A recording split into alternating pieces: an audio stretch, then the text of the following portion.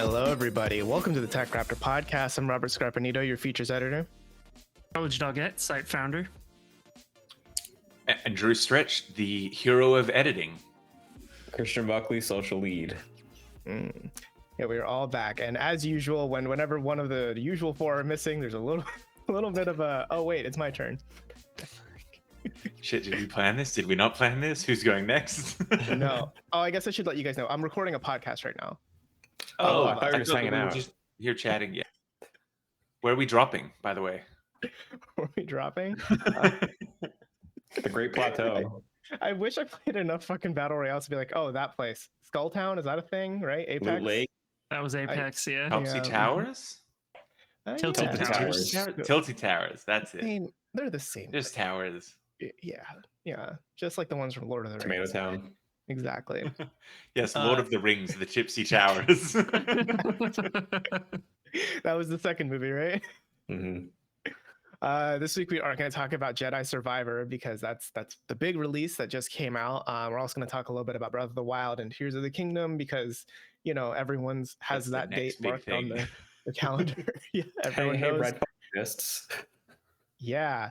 So first, let's talk about Microsoft's other L, the UK's the UK's Competition and Markets Authority has blocked the Microsoft acquisition of Activision Blizzard, citing concerns with cloud gaming as the primary thing, not so much the monopoly on Call of Duty or King mobile gaming, what have you. But didn't they see that Sony bought a company like last week? Come on, guys. They're not being treated fairly. I think the CMA are one of the few authorities that don't listen to our podcast. I don't know if they got the news last week. Okay, we'll have to send them a buy link. Yeah, we should just send them a tip. But yeah, this is probably one of the latest in the big countries around the world, big governments around the world that are saying, hey, we think this might be a monopoly, but this is citing a different reason than what the United States' FTC has said, right? Where this is more about cloud gaming, not so much the monopoly of Call of Duty, essentially. Mm-hmm. It's so fucking weird. Truly. Because part of me has got to think like, okay, if Xbox make up 50 to 60% of cloud gaming and the CMA is looking at cloud gaming and saying, in 3 years, it may be $1 billion industry. I would have to question without Xbox being involved in the cloud gaming space, would there even be a cloud gaming space right now? Yeah, I mean, not to mention them purchasing ActiBliz doesn't really change anything in the cloud gaming sphere. Like for them, they continue doing what they're doing. They just add an additional roster of games. Yeah, like that's the thing is right now there isn't much competition in the cloud gaming space, and it's not because Microsoft wants to own Activision Blizzard. It's because PlayStation now, I guess, is there. They tried. They haven't succeeded. With a capital or lowercase t? Lowercase for sure. Yeah. They made an effort. Yeah, I mean, as somebody recently, I picked up an iPad, right? And I was like, okay, I'm gonna try cloud gaming on it because it's a nice display. I tried xCloud. I messed with Doom. I was like, okay, it feels like I'm playing a video on YouTube still, but like it's achievable if it's my only option. And then I tried to figure out PlayStation's equivalent, and I'm like, oh, it is only remote play. Like I know they've talked about experimenting with cloud stuff, but I don't even know. Like, is the lack of competition with cloud gaming, like if Sony wanted to get into it eventually, like actually cloud gaming, not just remote play, but even then, like I don't see how Activision changes that, you know? Like they got COD Mobile. That's people's answer for phone, tablet Call of Duty. They don't want to stream it, right? Yeah. No. And I think you've also got to look at Google Stadia. Google, like they're a big competitor in the tech space, but even when they tried to launch a cloud gaming service, I mean, it's not launched anymore. You know, I saw a really funny comment on that. Is that like the only other large player in cloud gaming was Stadia? So with the like, if Stadia had still been around, this decision might have been different. So I've forgotten the name of the guy, the exec at Stadia who's Phil like Harrison. been failing. Yeah, that it's Phil Harrison's fault that this acquisition has been shut down by the CMA as well. Oh my god. Haunting Xbox after the Xbox One still to this day. But I mean, that's the thing though, right? It's like, it's not like Stadia shut down because Microsoft made some decisions that cornered Stadia in the market. Stadia just kind of cornered itself a little with its own business practice, right? With its own like the way it's structured, how you pay for Stadia. Yeah, I mean, the only reason Microsoft has a monopoly is because no one else is even trying. Like, they're not even bothering to put in the effort. It's like, oh, we'll throw it out there and see if people like it, and then we'll invest. The comment that the spokesperson from Activision made, where she practically threatened the UK government, was wild, and that was a crazy way to take it. But there was like a little bit of truth that I was reading there, and like, yeah, Xbox has taken the initiative and learned and developed a good cloud gaming option. It's not a standalone thing. They've bundled it in with something else.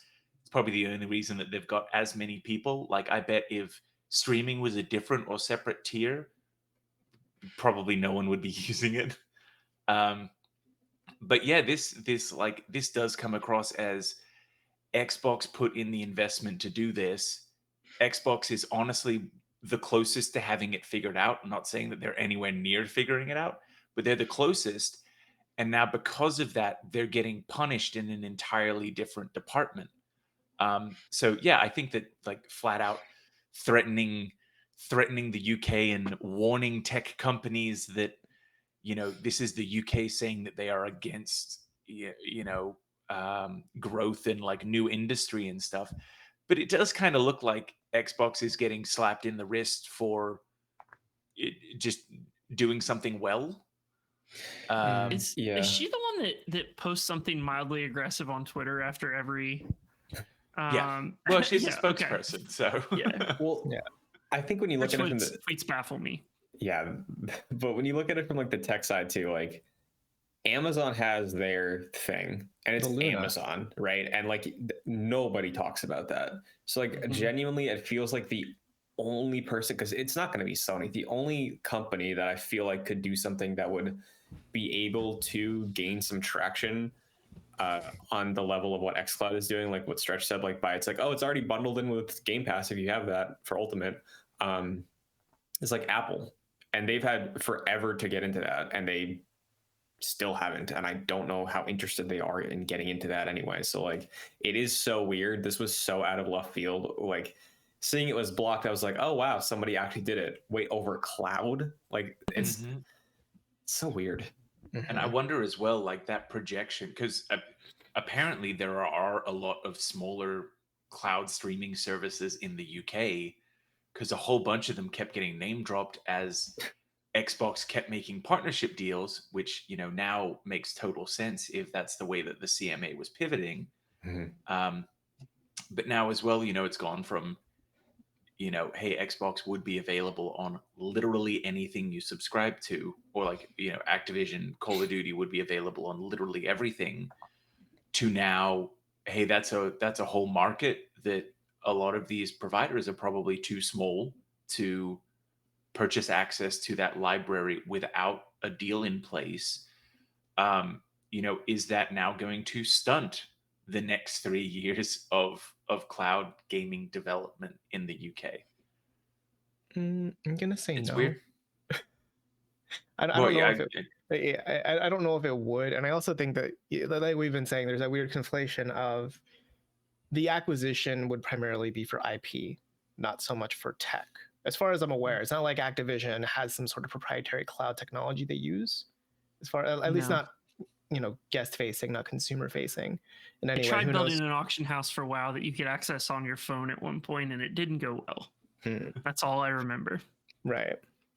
But I do think after this news came out, hasn't there been other rumor or like people saying that there are other companies who agree that yes, this acquisition would be bad for the industry because it would be one step closer to a monopoly.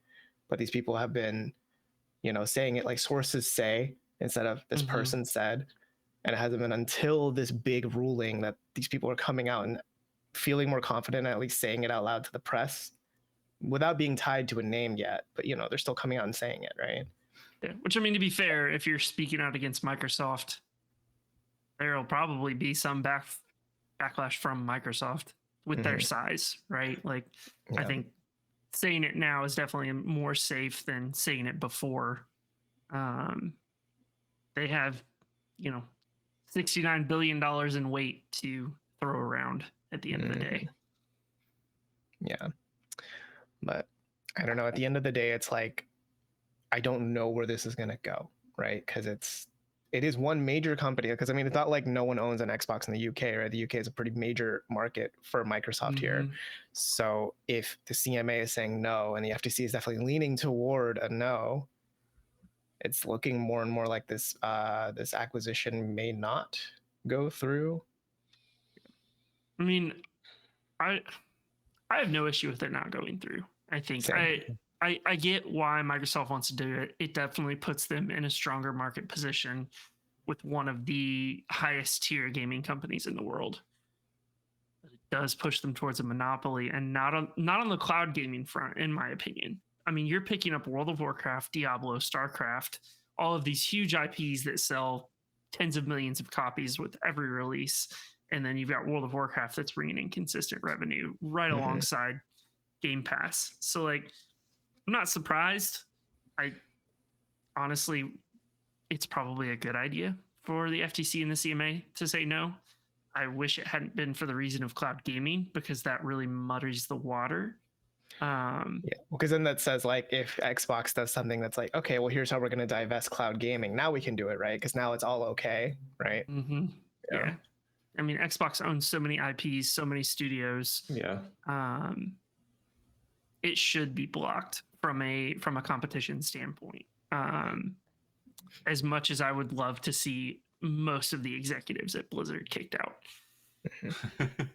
Yeah, that I think was the silver lining of this whole thing, especially when, like, it was announced so close to all that Activision news coming out, where it was like, hey, at least with an Xbox, it sounds like, as far as companies go, like, it's a decent place to work. And it was like, that was the hope at the end of the tunnel. It's like, well, yeah, monopolies are happening everywhere, kind of. We're just not calling them that, you know. But yeah, I also don't care if this fails, really. I'm sure it will have repercussions at Xbox and however Microsoft views them if this fails. And I'm sure Jim Ryan is going to be very happy and maybe get a promotion if this fails. But promotion to the super head of Sony. Yeah. Ultra mega head. But I also wonder, because of how unfathomably large this whole thing is compared to the Bethesda one. Yeah. If this fails, if they're like, oh, so, but it's okay if we get EA for like $7 billion, right? they just have Battlefield. You know, it's not COD. That game. It's yeah. That's another thing that I've been thinking of. Is like you had 69 billion that you were looking to drop on this. And you had bookmarked that cache, and now you're no longer using that. Are we gonna see Xbox just go hard into exclusivity? Like, you know, is it just going to take a page out of Sony's book and have Call of Duty games be, you know, first year on Xbox only? Yeah, I honestly think that would be a worse outcome for the players, at least. Yeah. It would be a petty move that in the business world I could see happen. Yeah, me too. Yeah. Well, I mean, I think too, if this doesn't go through, right, the other question is, well, if they've got $69 billion earmarked, what other company is that going to go? Like, who else is for sale? They're going to buy somebody. Like, I genuinely, I mean, I think EA. Like, I think that is their next in line target, because especially with like the face turn they've had these last few years in the eyes of like gamers, like. They make really good shooters. They make really good single player stuff, and that's where specifically Xbox has been lacking, is single player. They pick up the Mass Effect franchise. That too. That started as an exclusive on Xbox on the 360. Like, there's lineage there, the way there was with Bethesda. Like, that's old Dragon Age as well, right? Yeah, Dragon Age, so, yeah. Dead Space. I mean, Respawn. Yeah. EA. Titanfall 3 finally an Xbox exclusive. Which they did say. Respawn did say they would like to do Titanfall 3. Yeah. So do it, cowards. Yeah, please. Well, they just need Microsoft $69 billion to really pull it off. You know, And, that's. I mean, and also like that would definitely be a petty move from Xbox. We've been seeing some weird petty moves from Sony too throughout all of this. Really now. Are you sure? Just maybe a few weird comments here and there from Sony. So, I also wonder coming out of this, Sony has dished a lot of dirt. They have kicked and screamed through the whole process. I wonder what the relationships are going to look like for it as well, with some of these big companies and stuff. Yeah. And I think too, I think someone in our Slack said, I want to say it was Aaron who did, but there was this idea too that, okay, if this acquisition doesn't go through, Microsoft has been on an acquisition spree since like 2016 or 17. And how much have we really seen come out of it, right? Like in terms of games in players' hands or in their Xboxes installed via Game Pass, right? I mean, we've had Bethesda for a while now, and we got Deathloop, ZeniMax, right? So we got Deathloop. We're going to get Starfield eventually, and we're going to get Redfall tomorrow. I can't really think of another Bethesda thing that came out while it was under Microsoft, right? Hi-Fi Rush. Oh, Tango which Gameworks, is my goatee so far, personally. Right. But Hi-Fi Rush was really great. Yeah. And then if I remember right, Tokyo Ghostwire Tokyo. Yeah. I was gonna say Tokyo Ghoul, and I'm like, that's so not that's it. not it. Ghostwire Tokyo. That was one of the weird ones, right? I guess Deathloop too, where it came out as a PlayStation Deathloop exclusive for a Ghostwire, year. And then So since the purchase, there has been Deathloop, which was Deathloop and Ghostwire both had like X amount of exclusivity built into their prior contracts, which was upheld, and then we're getting those three. So really, it's kind of looked like they've released 5 games on Xbox this year, even though one of them's from 2021, one of them's from 2022, and then they're going to have the 3 games come out this year. Right. And then from Obsidian, we got Outer Worlds. I forget if that was before. Well, before? They owned them still at that point, but that was day one. Obsidian, Pentiment. And I think in Exile, I forget if Wasteland 3 was after they were purchased by Microsoft. I want to say it was. Yeah, because I remember seeing it on Game Pass. I think they also did Grounded, which Obsidian was great, but people liked. And then next up from them is Outer Worlds 2 and Avowed, which are 2 larger games. Avowed I'm very, very excited for. I think that could be really cool. Agreed.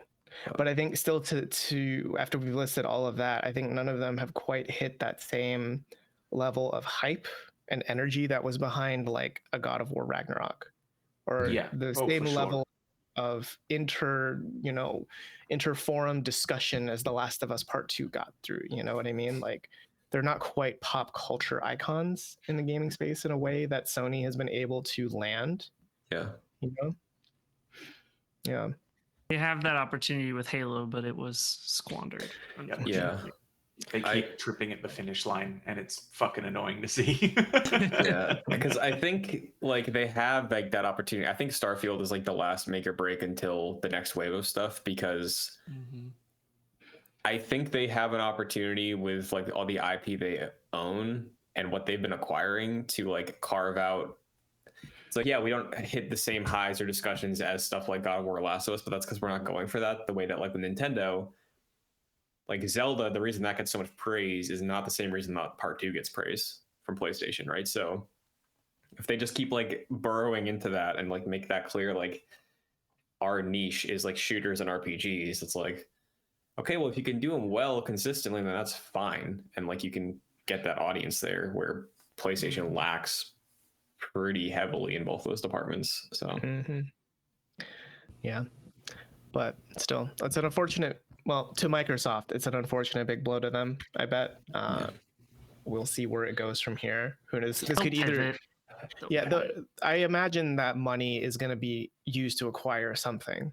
Yes. Right. I don't think they're going to funnel it back into their gaming divisions to do something. And I guess we do also know that they plan on appealing the process. So that will also put this entire thing in limbo at the very least until next year. Let's be honest. We get to argue about it for another year.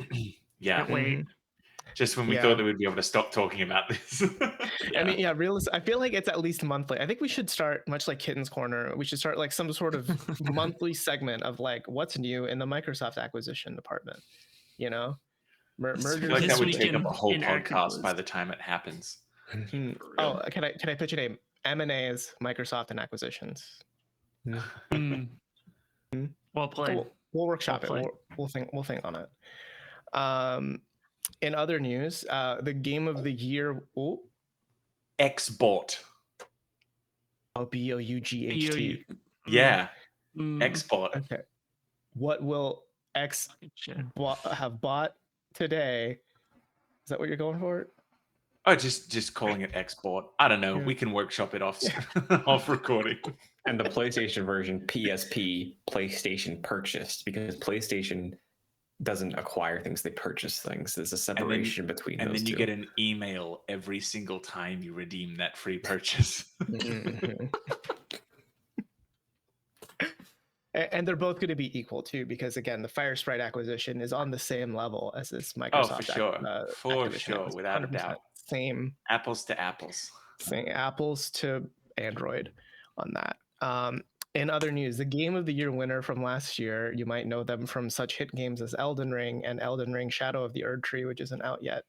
FromSoftware has released a trailer for their upcoming game Armored Core 6 Fires of Rubicon, which also has a release date at the end of it, which is August 25, 2023, which I've seen a lot of chatter, people saying, oh, that seems sooner than I thought it would be. But if I remember right, I think when they first announced Armored Core 6, they did say release window of 2023. So we did know it was coming this year. August, maybe sooner than you might think, but it's just a couple. It was announced at Game Awards, right? Yep. Yeah. And in the trailer, there's a lot of gameplay, or at least, it's shown off as gameplay, right? Of you, I would assume your character, your mech, and they change from like bipedal to quadruped to on tank treads.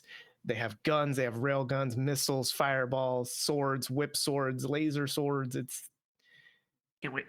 It looks fucking weird in a cool way. If by weird you mean metal as fuck, yeah. It looks sweet. So I've never played an Armored Core game before. What is the type of gameplay? Is it a proper like slow moving mech game? Is it more just like another ARPG? Yeah, I never played an Armored Core either. Yeah. So it was one of the first 3 games I played when I got my PlayStation. Wow. So you're like an expert. Somewhere in there. That's when I was born. Wow. Fuck. Wow. Hey, right. If you just want to be quiet the rest of the episode, we can care. If you need some time to mourn, we get it. So I am super into FromSoft in like the modern era. I haven't played any of the Armored Cores. I think the last one was like 2012, maybe. From my understanding, they are very intricate. The best like analog I can make is sort of like, how in MGS5 everything was mission based, and then as you played more, you got more and more kit acquired to like combat. Yeah, change like how you approach the mission, your gear, things like that. It's kind of the same thing here. Yeah, does anyone remember that GameCube game Custom Robo? Because I've always thought of Armored Core as adult Custom Robo. Okay, yeah, I'm aware of Custom Robo Arena. Yeah, I know that. Yeah. You have made the comparison that it all clicks in my head now. I mean, yeah, it's probably more serious than that. I'm sure there's some Armored Core fans. Was it Armored Core, the franchise back in the day that they had the game with like the massive custom controller that had like an eject button that you needed to hit, otherwise it would like kill your save? I did not know about that. I knew about the giant ass controller though they give you. I remember the controller. I don't remember that other bit. Okay, maybe that was like a difficulty mode that it was like at a certain difficulty. It's like if you don't eject in time, you're fucking dead. Thing. Would you say it was the Dark Souls of Armored Core games? Oh my god, that's probably going to be the most accurate way that phrase is used this year. Congratulations for being the person to make it. Truly, right? Because Dark Souls famous for deleting your save if you're not good enough. Hey, fucking if you told Dark Souls players that, hey, play this difficulty, if you die in the game, you're dead and it deletes your save file, they would bend over and say, yes, ma'am, please another. Let's be honest. Dead ass. I'm sure there's a mod for that. For every Dark Souls. I'm pretty sure. Yeah, and I mean, even if there isn't, I know there's like streamers who did like no hit runs of the entire series, and if they got hit once, they restarted. So like that's basically the same thing. Yep. No hit, fucking Elden Ring Nuzlocke. I mean, yeah, there are people who do some wild Elden Ring runs. Like I've seen where it's like, they do like, I only use this move or this weapon and beat the whole game with that or stuff like that. The girl that beat it on a DDR pad and a controller at the same time, 2 separate. Oh, Jesus Christ. That's fucked up. People have too much time on their hand. Let's be honest. What I will say, so with FromSoft, that my relationship with them has been very, I'm only a New Age fan. I'm not really a Kingsfield kind of guy. I'm more of a Dark Souls and Elden Ring kind of guy. I do think Demon Souls is not a great game personally, but that's just my take on it. But so that means I haven't played any Armored Core games and really looked at gameplay of them. And when they announced Armored Core 6, I was like, oh, it's neat that FromSoft is making a new game. I don't think this is going to be the one for me, but hey, I've enjoyed Dark Souls, I've enjoyed Sekiro, I've enjoyed Elden Ring. Like, I'm okay to sit this one out. And then this trailer dropped, and now I'm in. Now I'm on board for whatever kind of wacky ass shit they've got going on here, because it looks crazy. I need to redact what I said. It wasn't Armored Core. It was Steel Battalion that had the stupid large controller. Okay. Well, I know I did skim like the PlayStation blog that went up alongside this trailer to see like some of the information of how they're framing this. And they have made a distinction of like, yeah, this is not Dark Souls. Yeah. Like, you're not going to play it like Dark Souls. It is still fast-paced combat. There's range, there's melee. You're air dashing in your mech. There's giant bosses. There's environments to explore with shortcuts, but it's still mission-based. And I believe it's the same director. Like, Miyazaki did like the starting work, and then he had the director who did Sekiro come in. And Sekiro is my favorite FromSoft game, which is the most different from the others. So like, yeah, all these things are shaping up to make this a very interesting game from them for me. So yeah, I'm the same. I did love Sekiro. Before Elden Ring came out, that was my favorite FromSoft game. Because I think there's just something about the way that game plays that it's basically a rhythm game, not an action game to me. So that is good news to me too. If you've got the Sekiro head working on this, I'm on board. Just imagine you there like with headphones in, like focused in, seeing the code Neo Matrix style, and be like, yes, it's a rhythm game. It's not an action game. It's a rhythm game. Really though, it kind of is. No, because speaking of people having too much time, at like GDQ a couple years ago, somebody played it blindfolded because of like the pace and the sound effects of everything. That's wild. Yeah. Like, all they need to do is reset themselves to know which way they're going, and they just go where they need to go. Because I think it hit me in the first major boss fight, the Genichiro one. That's like the major skill check of the game, where if you can nail the rhythm of his his combos, you can parry him 100%. No worries. So that's if Armored Core even has a little bit of that, I'm in. I don't expect it to. It doesn't seem like a very parry with your ninja sword kind of game. But hey, I am down. Christian, I think you said in the Slack, is it possible for a studio to win back-to-back games of the year? Do you still stand by that? I think there's a chance, because I think the main thing is Sekiro won Game of the Year in 2019, and I think that was their best-selling game. That sold like 5 million copies, maybe 6 million. A couple years later, Elden Ring hits, And people were like, "Oh, FromSoft is niche still," but I was like, well, I think that Game of the Year win is gonna like propel this, and it was a lot of things that led to Elden Ring doing that, but they're bigger than ever, and if they got that name on it, like, I think a lot of people are gonna try this at least. Yes. So there's a chance. It's a stacked year though, so I don't know. Yeah, 'cause I mean, we all know. I think we all know what has really brought about FromSoft and their new wage success, and that's got to be Orthodox Rabbi Bill Clinton. Yes. And I forgot about that. That's popping up everywhere. I think he was at like an NBA Finals game. Everywhere. Like, yeah. Well, I mean, because like Elden Ring sold what, 12 million, 13 million last time they released the number. I want to say it was like 20. Was it 20? I think it might have been 20. I don't know. Maybe. I mean, it's definitely like in the double-digit millions for sure. So yeah, I could imagine there's quite like, even if 1% of those people realize, oh, that's a FromSoft game, I want to buy Armored Core 6. That's still quite a lot of people, you know. Yeah.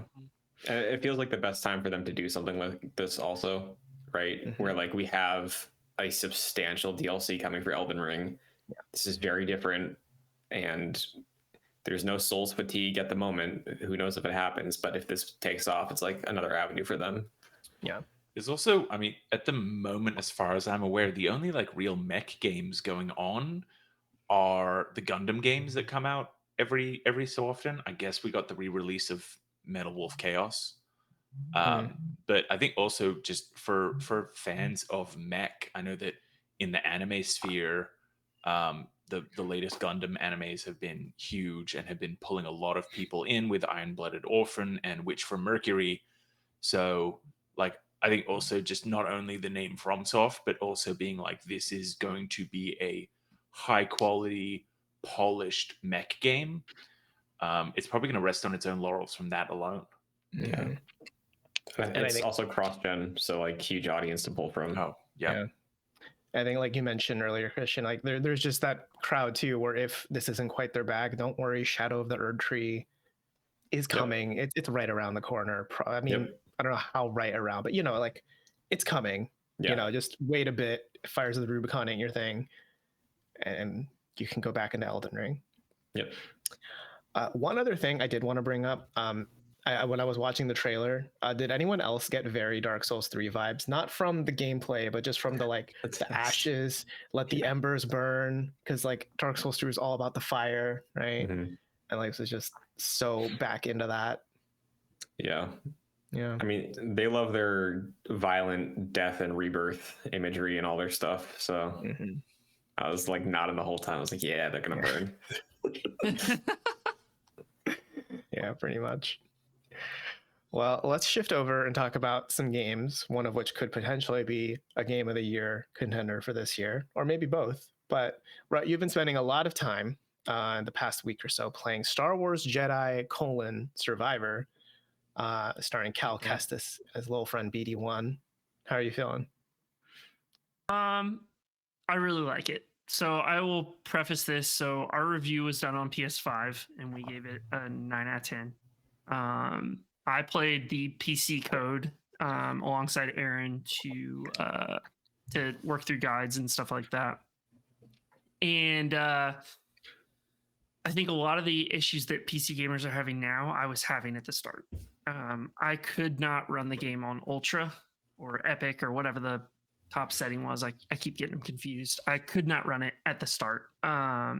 It just like it turned everything to slow-mo for the most part, and it was really frustrating. So I bumped down to medium. Didn't have really too many issues after that. It was still a little stuttery. They released a performance patch. It got a little better.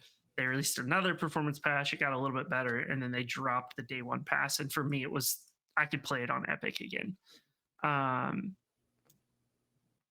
So for me, it's been good. Granted, most of my experience was on a lower quality. But from a gameplay perspective, from a story perspective, I'm really enjoying it. The traversal in this game just feels even better than the first one, especially with some of the new things that they add in that really make getting around interesting and forces you to look for new ways to get around to some of the secret areas. But I mean, the first game was very kind of, I guess, I don't want to say linear. It was fairly linear for the most part. This one feels a lot more open and with a lot more choice of what you can do. And I mostly appreciate that I don't have to 100% for the full list of achievements. But there are some pretty neat things that they've added in from a gameplay perspective that force you to go back to areas you've already been to. It just feels more full. Like, I think the first one was a journey of a small group of people, and this one definitely feels like there's a much larger cast around it. When you say that there's like gameplay reasons to go back, is that just like you've got a new ability and you like remember there was a thing that looked like the thing that you can go back to, or over the course of the story do you get to like revisit places a multitude of times and like branch out further? So the story kind of forces you to go back into areas you've been a couple times, but there's also there's this town on the first planet you come to after kind of the starter area, that there are people there that you can interact with that give you like rumors, and those rumors are things that you can go back and explore, and they'll either net you a collectible or a skill point or something along those lines, or they continue a kind of thread of exploration. I guess the best one that's not really a spoiler at this point is the fish collecting. So there's fish littered throughout, and it's not you have to go back in a lot of cases and track back, and some of them are in places that have no bearing at all on the story, so you will have to basically explore 100%. It's finding that Venn diagram of Star Wars and Animal Crossing fans. Yeah. Turgle's my boy.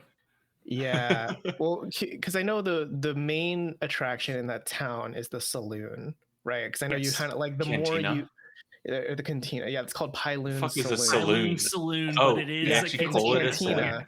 But it's a Jesus cantina Christ, called Star Wars. Pyloon What are you Saloon. doing? Double down on the marketing. And the most egregious part about the saloon is that they don't fucking play the Cantina song. That's got to be an unlockable, right? Well, I don't know yet. Well, there's a jukebox, right? Because there's but I don't see it on there. Interesting. Because I saw there was a shop where you could buy more tracks. Maybe it's like when you beat the game in under 4 hours or something. Is there any other great jizz you can listen to? What? Yeah, is there any other good jizz that you can listen to? Do you know? I don't think Run knows about this. I don't think I know this. How do you not know this? That's the genre. Yeah, that's the genre of music. Is it's it jizz. really? Yeah. According to Mr. Dr. George Lucas himself. Yeah. Interesting. I did not. There's a Star Wars fact I didn't know. Mhm. But I am missing 3 songs at the moment. Okay. So maybe I just don't have it yet. Subgenres of jizz include jizz whale, audabe, and glitz. I feel like if we let you keep going, this is going to be a not safe for work podcast. Yeah. Demonetized. Are we sure Otten's not on today? Where's our Rule 34 facts? I mean, it's just like the other Star Wars fact I threw out in Slack the other day about Droopy McCool, which is a real Star Wars character name. Please Google Droopy McCool, the best Star Wars character, who does play at the cantina, if I remember right. He's like a cantina performer. He's in the scene of Return of the Jedi. Mm-hmm. Yep. So Droopy McCool, very classic. But yeah, the cantina is very central, and there's a lot tied into it that is side questy. Yeah. And a lot of you get a lot. What I like too is there's a cast of characters there. There's a number you recruit as you make your way through the game.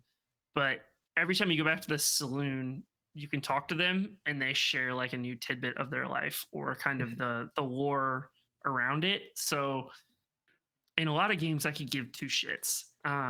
But the cast is engaging enough that I always go back and talk to each one of them every time I go. Yeah. So for me, that's been a hive point. Mm-hmm. Like I haven't left that first planet yet, so I haven't had that experience of like leaving, coming back. I have explored around though, and I keep coming back to the saloon because it's kind of built that way, and I get a very light Mass Effect feel. It's not quite the same, but that feeling of I can't wait to finish this mission to get back to my ship and see what Garrus has to say, or it has almost that feeling. It's maybe early for me still. I don't know if they're going to accomplish it to the same extent that Mass Effect has done throughout its trilogy. I think they do it better. Mass Effect does than or Star Wars. This does, yeah. Interesting. Okay. Well, because everything like is just from a conversation point like a lot more impactful, I guess. Like the stories they're telling are very specific to those characters and very strong. And you know, Turgle, for example, every single one I can't help but laugh at his stories because he's just a caricature of a character. Yeah. Can we talk about Turgle? Yes. Because I know you're a really big Turgle head. And if you haven't seen a picture of Turgle, he looks like he's a fucking frog with like two eyes. It's like a bipedal frog monster. He reminds me of the guy from Real Monsters that holds his eyes. Yes. Except he's taller. And green. Way taller. Yeah, and green, yes. Yeah. There's Turgle and then there's Scuba Stev. Yeah. Which is absolutely a Scuba Steve reference from Big Daddy. And he's just this unabashedly Scottish slug creature thing. Yeah, I can't say I've been as enamored with Scuba Stev as you have, because to me, I don't know, I get kind of bored of his story personally. His story is boring as shit. It just cracks me up. Oh, okay. Turgle, I do really like though. Turgle, he feels like a Cartoon Network character, which ironic because we just compared him to a Nickelodeon cartoon character, but he feels like, I swear to God, there's probably, if we look up the voice actor for him, I wouldn't be surprised if it's someone who has voice acted in like a side character in Billy and Mandy or some shit, you know? Like he has that sort of energy to him. Yeah, I'm still early. I've really just gotten a grasp on the mechanics, but I knew there was a cantina in this game that you upgraded, but I didn't know it was to this extent. And I love Star Wars, and you're speaking to also I love Red Dead 2, and I loved going back to camp and like checking in with people. So like this sounds incredibly exciting. I'm very much looking forward to getting to that part of the game, but mechanically, I like that they don't Kratos Samus you when the game starts of like, somehow Cal lost all his powers. It's like, no, you got the double bladed. I did like that as well. He hit his head and forgot about the Force. Yeah. Better learn it all. Do you guys want to know who the voice of Turgle is? I just looked him up. Oh, who is it? Richard Stephen Horvitz, who is Zim from Invader Zim. He is Billy from Billy and Mandy. Wow. Okay. Well, I said side character, but yeah, it counts. Yeah, close enough. Wow. Daggett in The Angry Beaver is he's been in everything.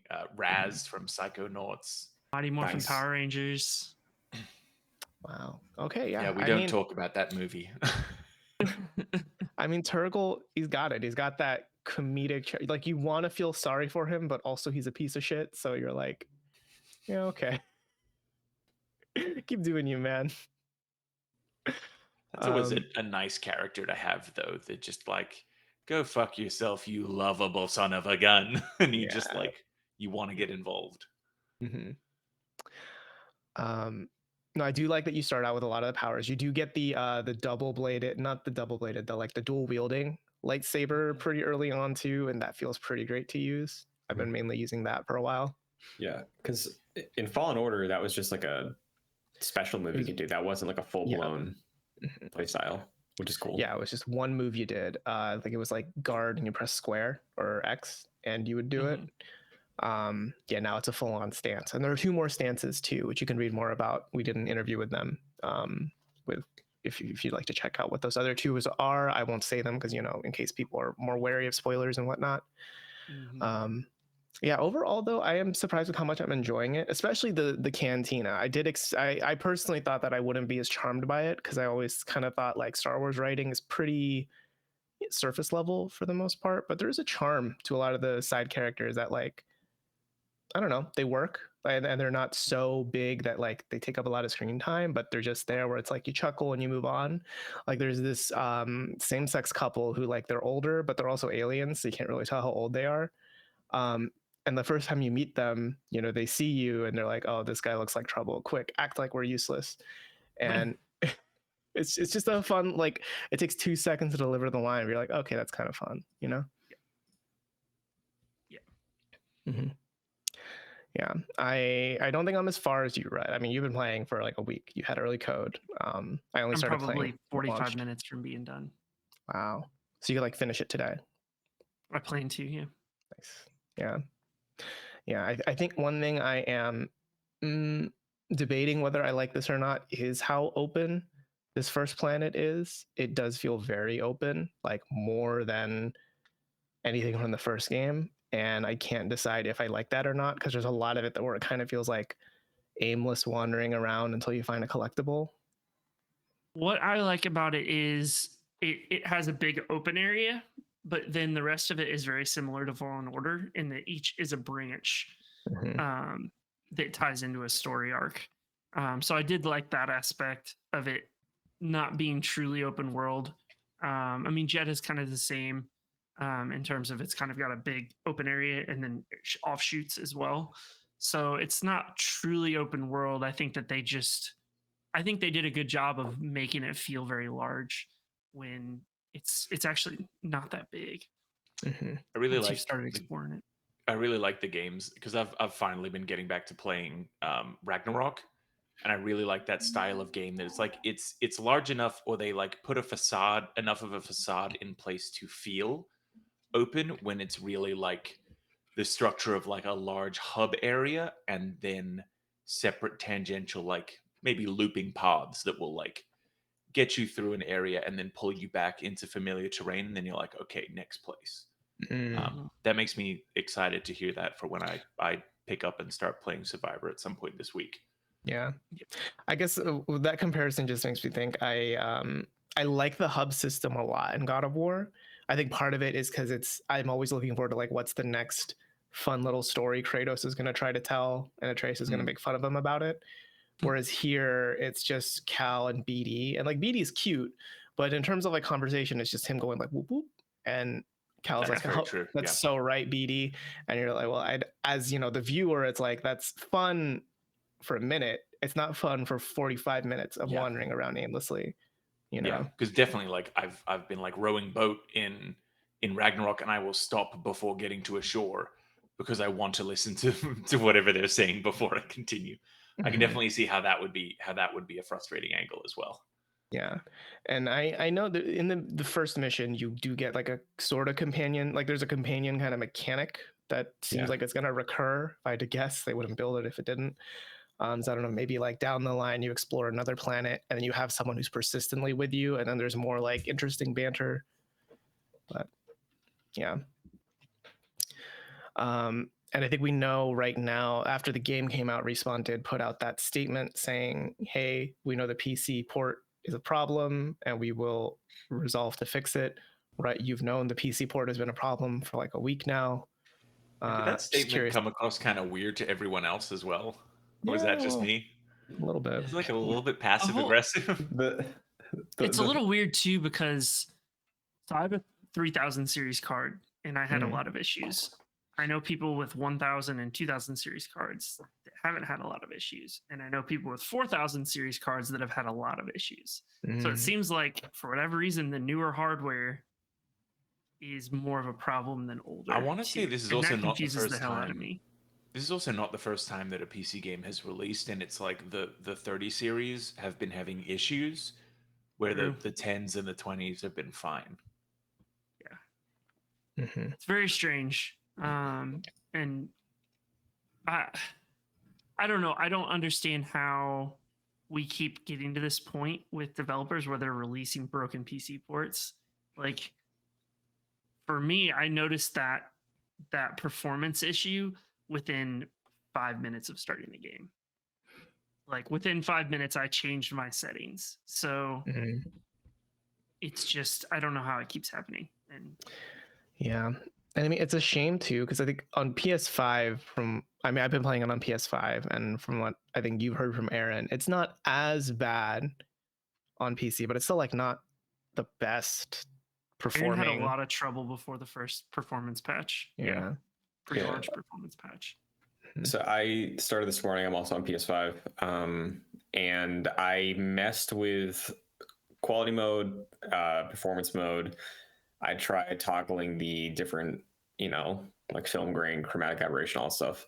And I'm playing on Jedi Master, which is the step above normal. And it's like the smaller window for parrying, which is where like frames would be important.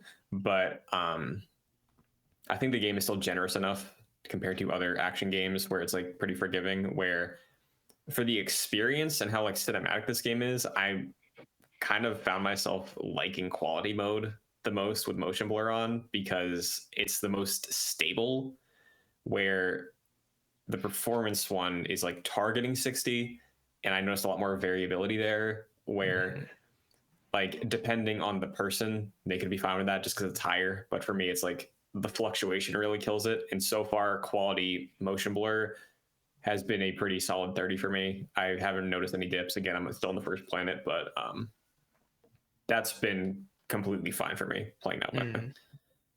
Interesting, because like I've only been playing on performance mode, and that one's trying to target 60, and it definitely has dropped below 30 like pretty consistently. And I mean, like, I'm not so much of a frame rate snob where it's like, you know, oh, it's just unplayable. A refund. Where's my refund, Sony? This is Cyberpunk all over. Like, it's not that bad or anything. It definitely does kind of impact my experience with the game, though, because like performance aside, this is a pretty beautiful game.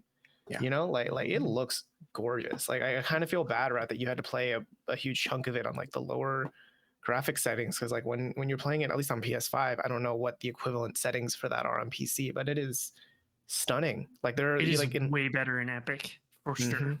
Like on Coruscant, you know, the big ass city, there's a lot of like neon signs, and the way the neon plays off like your character, and then the lightsabers and how that glow, you know, lights up the environment. It's like really pretty to look at pretty consistently. Yeah. I'm playing on a 1440 monitor, like pretty close to it on PS5, and when I was starting the game and they were like showing me like options, and they were like, okay, do you want performance or quality? And I saw the differences. It might have been because I was up close, but I was like, that looks so blurry in performance mode. Like, and I'm never like that, but like genuinely like seeing it next to each other, I was like, that I don't even know if that's worth it, because I am in quality and it does look incredibly good. But this is the first time that's ever hit me, and maybe it's because it's on PS5 and not, you know, like older hardware, but right. The sacrifice did not seem worth it to me, because it does look great. Yeah, maybe I'll have to try it in quality mode, see how much even better it looks. So like even on performance, I think it does look really stunning. And like, especially when you're just like watching a cutscene and watching them play out, it just looks really great. Oh, speaking of cutscenes, so pre-launch, it almost tarnished my experience, because every single cutscene would have a 7-second delay between the audio and the subtitles. So the subtitles would pop up, the character would be talking, and then the audio would cut in, and then other audio would cut in on top of it, and it was it was really rough. To the point that I mainly just read the subtitles. So it's in a better place now, is what you're saying. Yeah, I'm not having any of those issues with the day one patch, but pre-launch it was on PC really, really rough. Yeah, I haven't had that issue yet. No, yeah. It didn't happen on PS5. Aaron didn't have any of those problems with the cutscenes. So it's been, I mean, PC's been rough for the last week and a half. See, I wonder too, because, you know, last week I'd finished playing Fallen Order, you know, to catch up for this. And there was one part of it where it's like I loaded it. I was playing it on an Xbox, like the Xbox Series X, and I had to like, you know, quick resume and all that. And there was a moment where it did exactly what you're talking about. And this is like the previous game from like 2018 or whatever. So I don't know, maybe there was like some weird engine related like bug, maybe. Well, it's on Unreal 4, I'm pretty sure. Right? That makes sense. I remember. This isn't the first game this generation from the like specifically this last like 8 months that has had like serious performance problems on Unreal 4, like on PC mostly, but also console. Like I know Hogwarts launched with, I saw it on Twitter, like a lot of issues. I think Callisto was also Unreal 4, and that had a lot of problems when it came out. Gotham Knights, also Unreal 4, a lot of issues. So like, I don't know what the deal is. And I think in all of those cases, those are only, well, Hogwarts is getting a last gen port later, but like all of these are next gen and PC launches. So like, It's happening a lot. Yeah, it's interesting. Yeah. Yeah, It'll be hadn't very made that interesting connection. once we start seeing the first wave of true Unreal 5 games coming out. Yeah. To see how that goes, because it may just be that Unreal 4 is getting pushed harder than it really can. Yeah, maybe, honestly. Mm-hmm. Well, either way, I'm sure there's a lot of other folks out there who picked up Survivor. I know there's a lot of people who've been complaining about the performance. The Steam reviews have been very unkind, let's say, to the game. So hopefully Respawn fixes these issues soon, regardless of that pseudo passive aggressive-ish sort of tweet. They're gonna have to. I mean, yeah. A little weird for some fucking people, statement. from what I've seen, it's unplayable. Mm-hmm. I will say the first tweet they put out, or at least the first tweet I saw, I think they tweeted this one first, was like, PC players, make sure your drivers are updated. That killed me. I thought that was so funny because I'm not a PC guy, but I was like, that's the response. Wow. Yeah, that's totally the problem for sure. Is everyone didn't update their drivers. Yeah, I was like, that's hilarious. That entire middle paragraph you could just do without. Like, why specify players using cutting-edge multi-threaded chipsets designed for Windows 11 were encountering problems on Windows 10? It's like, that's so weirdly specific. Mm-hmm. And that almost completely matches me, except for I'm on Windows 11. Yeah. Well, and there's one bit too where they were like a percentage of PC players. Yeah, they said like, a percentage. And I was like, yeah, and it's like, okay, you're clearly trying to imply like less than 10%, but technically they are not incorrect. Yes, However you want to take that away, they are not incorrect in their statement that there is a percentage somewhere between 0 and 100 that is experiencing issues. Mm-hmm. There's a percentage of people on this panel right now with headphones. That's true. There's a fraction of people on this podcast using headphones. Yes, that is a fact. Could be 4/4, could be 2/4. You don't know, but there's a fraction. This is a weird statement. I love it. Yeah. Let's talk about The Legend of Zelda Breath of the Wild, and of course Tears of the Kingdom coming out in, I believe, 12 days from when this podcast goes live. Christian, you have been replaying or you've just finished kind of replaying Breath of the Wild, including the DLC. Yes. How you feeling about it? Feeling pretty fresh? Yeah, so I played a couple of Zelda games this year already. I did Twilight Princess in January. That's historically my favorite 3D one. And then I did Link's Awakening. And now I've been saving doing the Breath of the Wild DLC until we were getting close to Tears of the Kingdom as just like a refresher for that take on Zelda. Because I didn't want to replay the whole game. Like, I'll do that eventually, but that's a 130-hour experience that it will be completely different the next time, Hey, or it could be an hour and a half. Yeah, it could be. Run 20 minutes. Run right to that castle. Yeah. Could be. That's a good point. That's a very good point. Mm-hmm. Just don't get hit. But I like the DLC. It was nice getting back into that world and seeing the majority of the appeal being the take on the characters, like fleshing out the champions a little more, who, if you haven't played Breath of the Wild, they're not going to be in Tears of the Kingdom. So like it wasn't really adding to what's coming, but seeing Zelda characterized with them, seeing her rally to bring them all together, and then getting a nice little cutscene with the king and Link before all the events of that game went down was a nice reward. Mechanically, though, I did all of the shrines in the base game, all 120, and they added, I want to say, 12 more here. Those were cool. Those were nice, like, challenging puzzles that were sort of different from the ones in the base game. Like, they add in, you know how you could, like, place weapons to like make electricity move, arc lightning. Yeah. There were several of the shrines that were just based off of that mechanic, which was not really super important in the base game. You could do it, but like these were designed around that. And to end it off, they have an additional dungeon in this one, sort of how there are the 4 divine beasts in Breath of the Wild, which were kind of the answers to dungeons. And the one here legitimately does feel like a dungeon. Like there's a core room there's 4 hallway rooms with their own like isolated puzzles that progress you with something in the main room. Like it is a genuine Zelda dungeon, and that was the biggest takeaway for me going into Tears of the Kingdom, where I've been very excited for that game already. Last time I was on the podcast, we were talking about like the trailer that came out at that time. But if they're able to implement some stuff like the DLC dungeon Divine Beast thing, then I think that's already giving Tears of the Kingdom for me a huge leg up over Breath of the Wild, where the Divine Beasts I think are cool, but having it concentrated this way and not looking like we're going to be revisiting the Divine Beasts in Tears of the Kingdom, like there's probably going to be some replacement, some analog for that. And if it's that design philosophy with the physics of these games, that is a very, very good thing. And I really hope that there's something like that in Tears of the Kingdom when we play it. Yeah, because I think in Tears of the Kingdom, they've said that they're going back to more quote unquote classic dungeons, right? I think they've. I'm not sure they've actually said anything.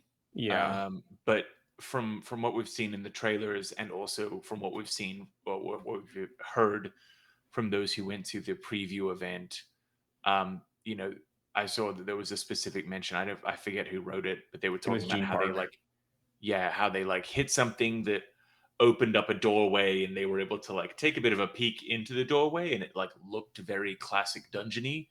But then a Nintendo rep was like, "No, please do not go there." Yeah.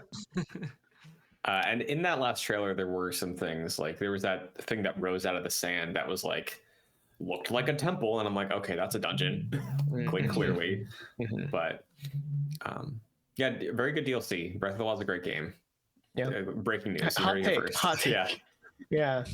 Yeah. See, I've been in a similar boat. I've been in my spare time replaying Breath of the Wild just to kind of prep for Tears of the Kingdom, because, you know, I almost beat Breath of the Wild until my Switch broke. It bricked. So I had to lose all my data. I think this was before like cloud saves were a thing.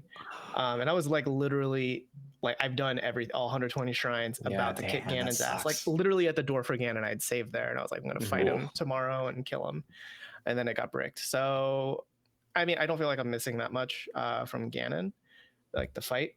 But what I do feel like I'm missing is the DLC, because I need to do the entire ass game again to get to the DLC, which hey, again, it only takes an hour and a half.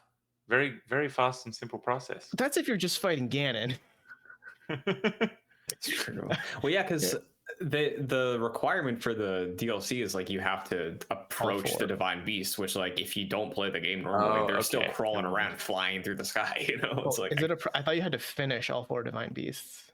Well, yeah. So finishing them puts them in the thing where they like set sights on the castle, right? And then to trigger you actually end up fighting all the Blight Ganons again, which was the worst part of the DLC. But you have to approach them, and then like a cutscene triggers and eats you in the past, and then you do it. But gotcha. Okay, so yeah, so I've only done one of the 4 Divine Beasts. That's where I'm at. But I've given up on the prospect of beating the DLC or even getting to the DLC before Tears of the Kingdom, only because, you know, Jedi Survivor just came out. I only have so much time in a day. And Red Falls tomorrow. Right, and that's just going to take up all my time for sure.